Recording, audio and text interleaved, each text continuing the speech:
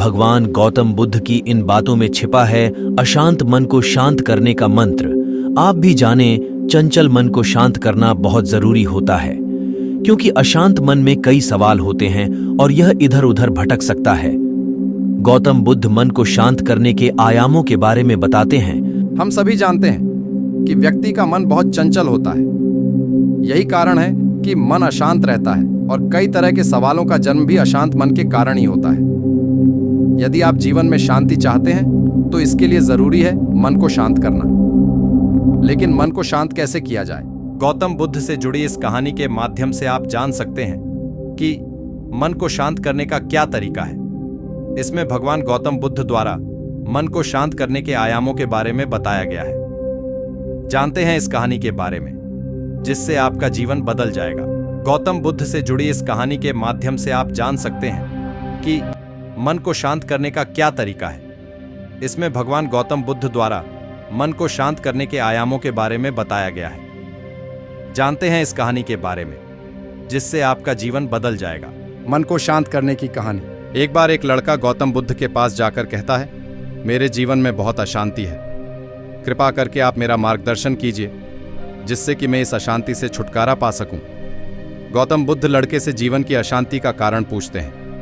लड़का उत्तर देता है, अत्यधिक विचारों के कारण मेरे भीतर बहुत सारे विचार आते हैं, जिससे मेरा मन अशांत रहता है। बुद्ध मुस्कुराते हुए कहते हैं, ऊपर आकाश की ओर देखो और बताओ कि तुम्हें सूर्य दिख रहा है। लड़का ऊपर देखता है और कहता है, धूप दिख रहा है। बुद्ध उससे पूछते हैं कि अगर तुम लगातार धूप में खड़े रहोगे तब क्या होगा?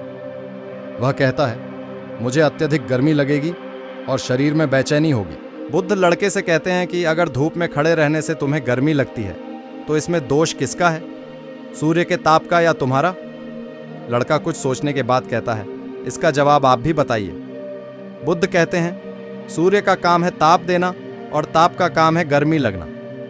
ऐसे में तो दोष तुम्हारा ही है कि तुम धूप में जाकर खड़े हुए। तुम्हें अगर शीतलता चाहिए तो तुम्हें छांव में रहना होगा। ठीक इसी तरह चंचल मन का भी स्वभाव होता है विचारों और भावनाओं को जागृत करना।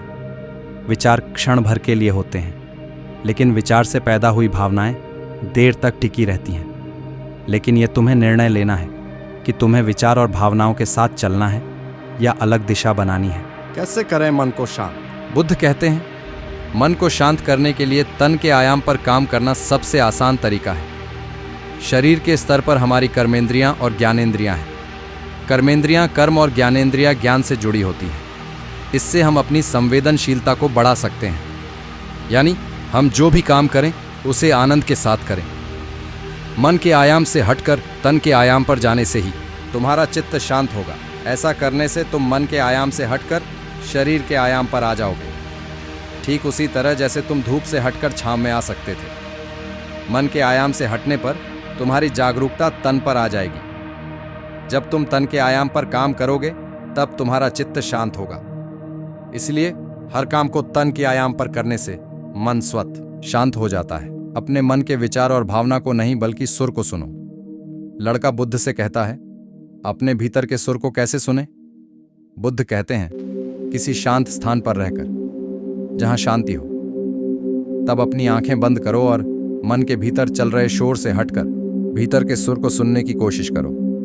सुर निरंतर चलता रहता है, लेकिन बाहर के शोर के कारण तुम अपने मन के भीतर चल रहे सुर को नहीं सुन पाते हो। जब तुम अपने दोनों कानों को अपने हाथों से बंद कर दोगे तभी मन के सुर को सुन पाओगे। इस तरह तुम मन की अशांति से दूर हो जाओगे और तुम्हारा मन शांत हो जाएगा।